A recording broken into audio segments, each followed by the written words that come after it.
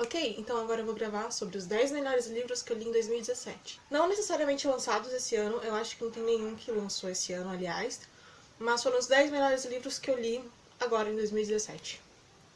Em 10º lugar, nós temos A Capitoa.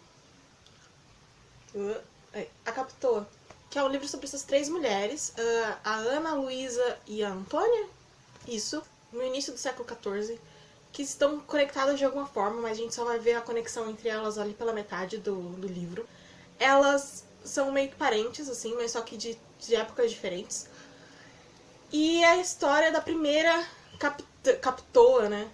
Em vez de capitão, capitoa, do Brasil colonial ainda, assim. Eu não tenho certeza se eu tô falando historicamente certo, mas na época que ainda era dividido em capitanias, e aí foi a primeira comandante mulher do nosso país. E isso foi uma história real, isso realmente aconteceu. A gente teve uma capitoa ali no século XIV, na capitania do Espírito Santo. E é a história de como ela foi meio que deposta, assim. Isso não é um spoiler, mas... porque eu acho que tá, inclusive, aqui na sinopse. Mas é uma história muitíssimo interessante. Foi escrita pela minha orientadora, a Bernadette Lira. Ela foi minha orientadora no TCC. E aí a gente tava conversando sobre literatura, sobre Sherlock Holmes, Ana Cristina César. E aí ela me contou que ela era escritora e me deu esse livro de presente. E eu amei, eu li muito rápido, assim, eu li em 2 viagens, assim, de trem. É uma leitura que flui muito bem. Ela tem um espaçamento meio grande, assim. E é muito interessante a história dessas 3 mulheres. E é uma parte que eu, pelo menos, nunca tinha lido uma história que se passasse no Brasil, tipo, do século XIV, sabe? Eu achei isso do século XV, do século XIV, mais ou menos. É uma história muitíssimo interessante, assim, historicamente muito rica. E eu adorei. Ficou o meu 10º lugar em 2017. Em 9º lugar, nós temos Bagagem, da Adélia Prado, que é um livro de poemas dessa escritora brasileira. Eu não sei de onde que ela é, mas ela escreve muito bem. Eu nunca tinha lido, não tinha lido sim, eu tinha lido Oráculos de Mai dela, mas eu lembro que quando eu li eu não curti muito. Aí eu decidi ler esse segundo livro dela que eu tinha aqui e é muito legal. Me surpreendeu bastante porque era uma autora que eu não tinha gostado muito no início. E eu gosto muito de como os poemas dela estão conectados, assim. Eu não me lembro de já ter visto isso em nenhum outro livro de poemas. Aliás, eu adoro poemas. Tem outros livros de poemas aqui na minha lista. Tem um dos melhores poemas que eu já li na minha vida, que se chama Resumo. E eu posso deixar ele aqui um pouquinho depois, o trechinho dele. É um poema super curto, mas que eu amei demais, assim. Foi um dos melhores poemas que eu já li na minha vida. Em 8º lugar, temos outro livro de poemas, dessa vez da Emily Dickinson. A Emily Dickinson é uma poeta que eu sempre quis ler, eu nunca tinha lido nada dela. E é muito interessante o modo... a vida da Emily Dickinson. Ela escreveu durante boa parte da vida dela, mas eu acho que ela só teve, tipo, 2 poemas publicados. E eu conheci a história da vida dela, né, que ela morreu meio tragicamente, assim, ela morreu muito nova. E aí a irmã dela foi na casa dela e encontrou, tipo, muitos poemas. Não sei se milhares de poemas ou centenas de poemas, mas, assim, muitos, muitos poemas. Sendo que ela só tinha publicado uns 2 ou 3 em vida. E ela é uma dessas poetas trágicas que depois que morre fica famosa. Tipo a Sylvia Plath, que é uma das minhas autoras favoritas da vida. Então eu conheci a história da Emily Dickinson, mas eu nunca tinha lido nada dela. E os poemas dela são muito lindos, assim. Essa é uma edição maravilhosa, que é bilíngue. Nossa, livro, assim, estrangeiro, de autor estrangeiro que escreve poemas, tem que ser bilíngue, porque senão a gente perde muito, muito, muito com as traduções. E ler só em inglês também é meio complicado, porque, por exemplo, a Emily Dickinson é de 1800 e alguma coisa, que ela nasceu. Ela é 1850, mais ou menos. Então é um inglês difícil de ser lido. Então ler só em inglês é difícil, e ler só em português perde muito com a tradução. Então essa edição bilíngue aqui é maravilhosa, porque dá pra ler inglês e em português, e aí dá pra você entender o inglês e não perder nada com o português. E é excelente os poemas dela, realmente me apaixonei muito. Eu pensei que eu fosse gostar ainda mais, porque pela história dela, sei lá, eu achei que Eu ia adorar, tipo, ia ser uma das minhas autoras favoritas. Não é uma das minhas autoras favoritas, mas foi o oitavo melhor livro que eu li em 2017. Bem, em sétimo lugar tem uma releitura, que é 1 Milhão de Pedacinhos. É uma releitura, a primeira vez que eu li esse livro foi em 2013, eu acho, 2013 ou 2012. Eu li em inglês e eu me apaixonei demais por essa história. Foi, assim, um dos meus 5 livros favoritos na época, com certeza, assim, 5 livros favoritos, tipo, um dos meus autores favoritos. Eu ainda gosto demais do James Fry, que é um autor super controverso. Esse livro é controverso. Nos Estados Unidos ele fez muito sucesso porque a Oprah indicou esse livro, teve uma entrevista com o James Fry.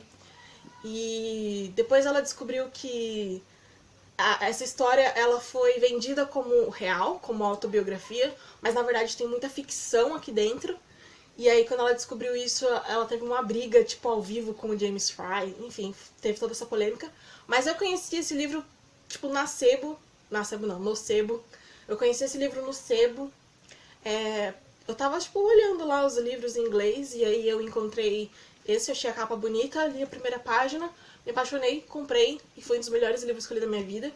Só que eu não sei se o tempo, porque como eu disse foi em 2013, então já faz um bom tempo, ou se eu mudei, ou se foi a tradução, mas eu não gostei tanto desse livro quanto eu gostei pela primeira vez. Ele ainda é um livro muito bom, tanto é que é o 7º melhor que eu li esse ano, mas eu não gostei tanto dele quanto eu gostei da primeira vez e foi uma surpresa pra mim.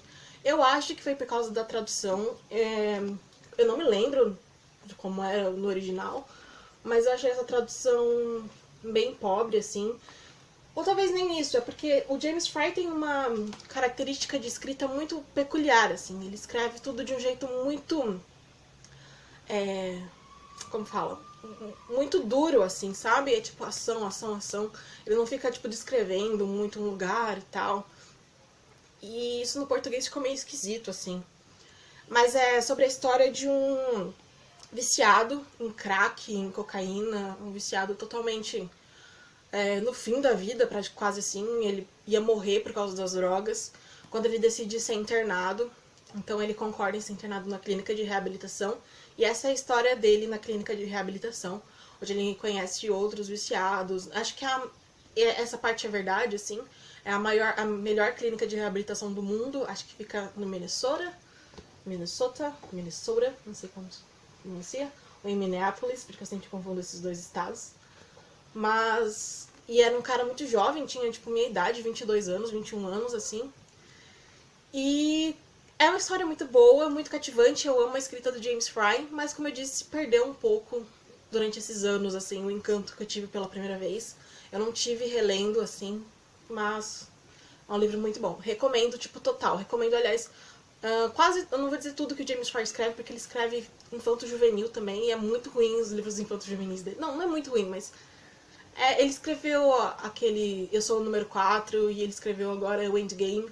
E é um autor que eu gosto muito. Algum dia eu vou fazer um vídeo só sobre ele, porque ele é muito controverso e ele tem uns livros muito, muito bons, tipo 1 Milhão de Pedacinhos, My Friend Leonard, Bright Shine Morning. São livros, assim, maravilhosos. E ele também tem uma produção de livros infanto-juvenis, então ele é meio estranho, assim.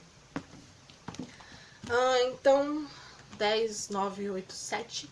Em sexto lugar, nós temos Extremamente Alto e Incrivelmente Perto, que também foi uma releitura. Esse ano eu reli muitos livros, assim, livros que eu tinha como livros favoritos da minha vida. Esse era um dos livros que eu tinha como favoritos da minha vida. Esse daqui eu li em 2012, e eu me lembro porque eu me apaixonei muito por esse livro. Eu tinha assistido o filme antes, eu assisti o filme no cinema assim que lançou, e é uma história que eu me apaixonei demais pela história, pelo garoto, e o filme é melodramático demais, mas eu amo esse tipo de melodrama. Quando eu descobri que era um livro, eu falei, preciso ler esse livro. E eu li em 2012, eu acho, e eu me apaixonei demais pelo livro, era um dos meus livros favoritos da vida. E agora eu reli, só que eu reli ele em inglês, então foi uma experiência completamente nova. Esse livro conta a história de um garotinho de 9 anos que perde o pai no 11 de setembro. E a narrativa dele é dividida em 3 pessoas, e a gente não sabe muito bem no começo quem são essas 3 pessoas. A gente sabe muito bem quem é o Oscar, mas as outras 2 pessoas a gente descobre mais do meio pro final. O que pode ser muito confuso pra quem lê pela primeira vez, mas como eu disse, eu já tinha assistido o filme quando eu li o livro pela primeira vez e agora foi uma releitura. Então, assim, não foi nada confuso pra mim, eu sabia quem eram essas pessoas. E é muito cativante, assim, a construção de personagem. É diferente do filme, aliás, essa é uma adaptação que deu muito certo, porque o filme é diferente do livro, mas os dois são muito interessantes, são muito bons, assim, cada um na sua maneira. Bem, é uma história muito triste, assim, mas engraçada ao mesmo tempo, assim.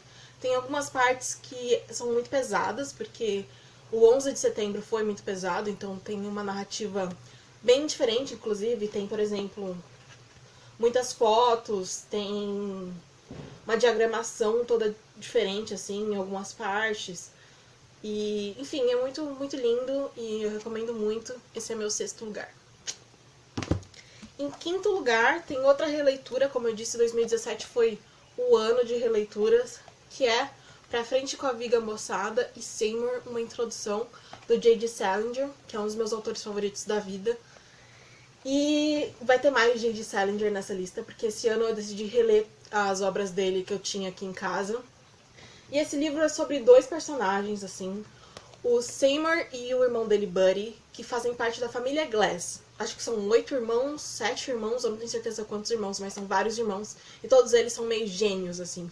Então, essa daqui é sobre os 2 mais... Não são os mais velhos, mas são os 2 mais pra mais velho do que mais pra mais novo, porque são muitos irmãos.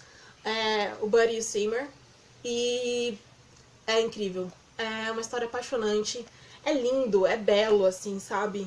Eu adoro demais J.D. Salinger e as histórias da família Glass. E esse é sobre o casamento do Seymour e depois sobre a escrita do Buddy. E tá tudo meio conectado depois, as histórias da família Glass. Já vou falar logo o meu próximo livro, que é o meu 5º lugar, eu acho, que é o 9 Histórias.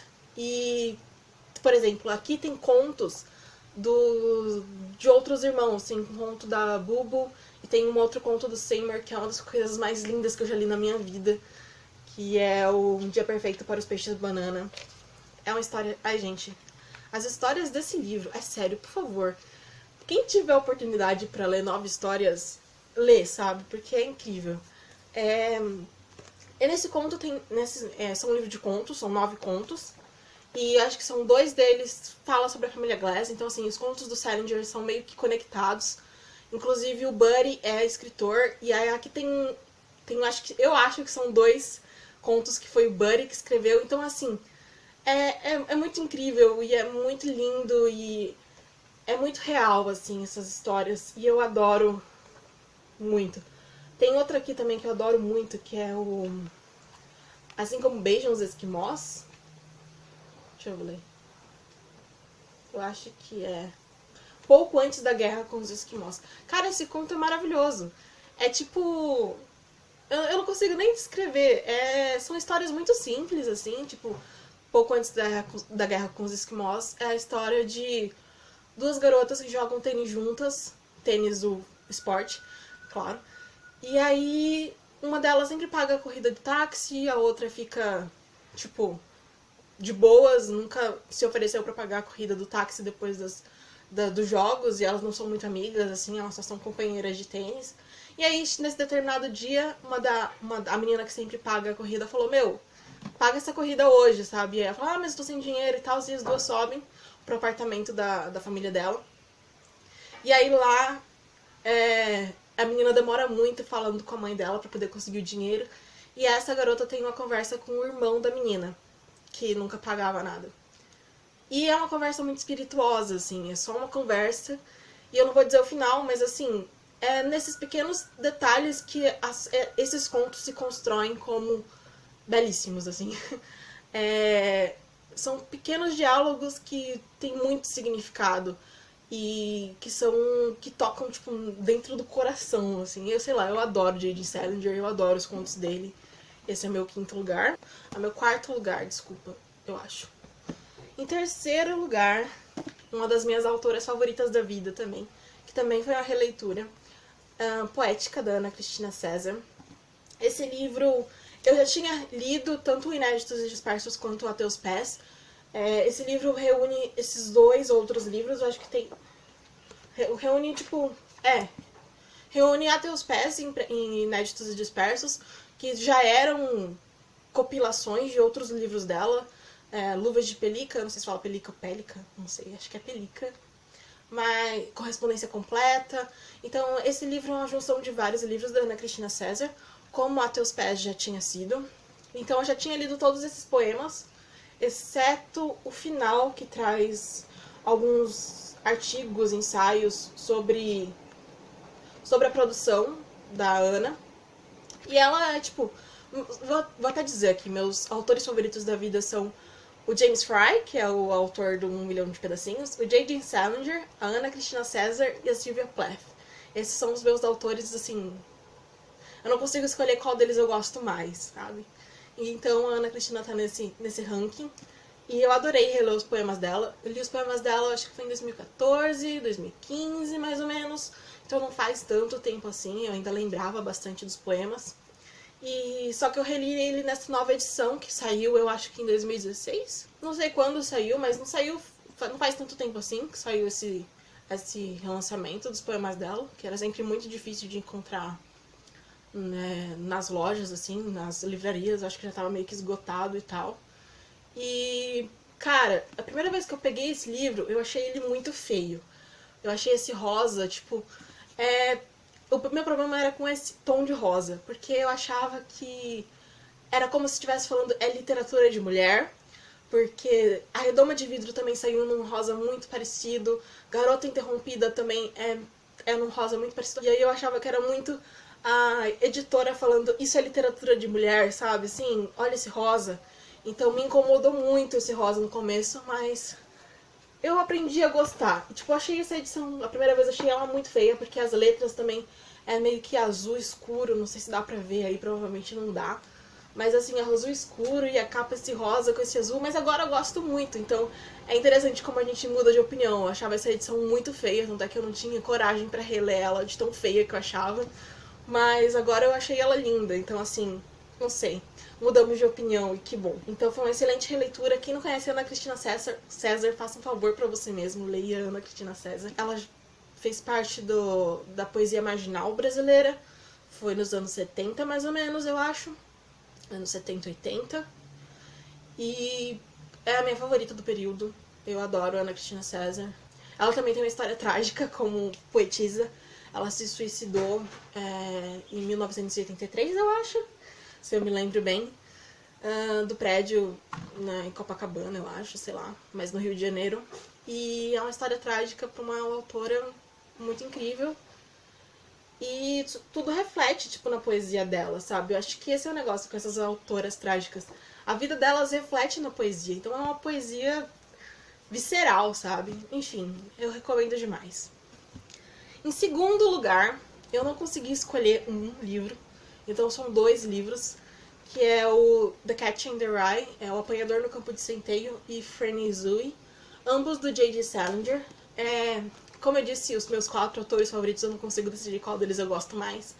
Mas aqui meio que teve uma ordem, né, assim, teve a Ana, teve o James Fry, teve a Sylvia Plath. Vai ter, desculpa, eu já dei spoilers do meu primeiro lugar, mas enfim. Franny e Zooey são 2 dos irmãos Glass, que eu comentei agora há pouco. Eles são os 2 mais novos, a Franny é a menina mais nova e o Zooey é o garoto mais novo. E essa é a história dos 2, da relação deles com o Buddy e com o Seymour. Então eu recomendo ler primeiro o Pra Frente com a Viga Moçada e o 9 Histórias, pra depois ler Franny e Zooey. Mas, cara, é a minha história favorita com os Glass. Da mesma coisa, assim, são diálogos que acontecem aqui dentro e que são diálogos espirituosos. Eu não sei outro adjetivo pra dar, assim, são histórias belíssimas, sabe? Tipo, da história da família Glass. E esse eu acho que é o meu livro favorito sobre eles. Ou não, eu não sei, eu realmente fico muito confusa. Tipo, nesse momento é o meu favorito. Mas, de repente, quando eu reler... Assim, também foi uma releitura, eu já tinha lido ele antes em português. E agora eu reli ele em inglês. E como eu disse, é uma outra experiência quando você relê no original. A história só cresceu pra mim, assim. A primeira vez que eu tinha lido eu já tinha gostado muito. Tem um vídeo, inclusive, aqui no canal, em que ele foi um dos meus livros favoritos daquele ano, que eu nem sei qual foi, acho que é 2015. Então não fazia tanto tempo assim que eu tinha relido. E eu amo demais essa história.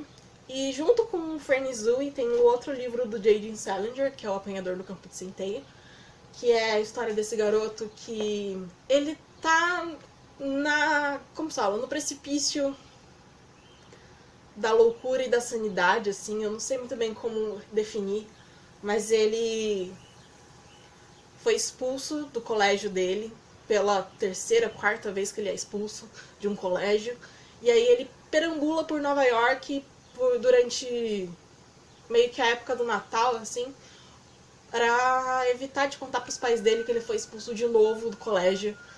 E aí ele tem algumas aventuras assim na cidade que são maravilhosas, também muito construídos no diálogo, assim.